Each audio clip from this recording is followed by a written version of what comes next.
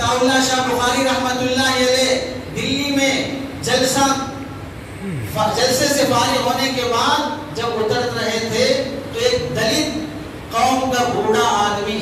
جو وہاں پر صفائی کے لیے آیا تھا، دیکھا سنا عطا اللہ شاہ بخاری مسلمانوں کا بڑا لیڈر، آج اسے دیکھنے کا موقع مل رہا ہے، سیڑھیوں کے پاس کھڑا ہے اور جیسے وہ اتر کے آ رہے ہیں تو یہ سمجھ رہا کہ بھئی ہم اچھوت ہیں، ان کو ہاتھ بھی نہیں لگا سکتے، ان کے قریب بھی نہیں جا سکتے، دور ہٹنے لگا۔ تو حضرت نے محسوس کیا کہ یہ اپنے مذہب کی ان روایات کی وجہ سے مجھ سے دور ہو رہا ہے، اسے قریب کیا، اس کے کندھے پہ ہاتھ ڈالا اور اسے ساتھ لے گئے مہمان گیسٹ ہاؤس جہاں پر رہنے کے لیے قیام کی جگہ بنائی گئی تھی، دسترخوان پہ ساتھ بٹھایا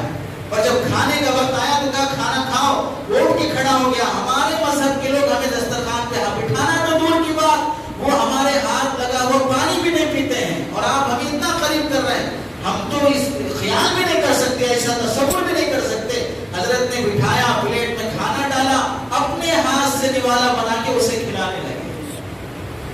یہ منظر دیکھ کر اس کی آنکھوں سے آنسو نکل گئے۔ عصر کا وقت ہوا، اپنی بیوی بچوں کو لے کے حضرت کے پاس آ کے کہنے لگا کہ مجھے کلمہ پڑھا کے مسلمان بنا لیجیے۔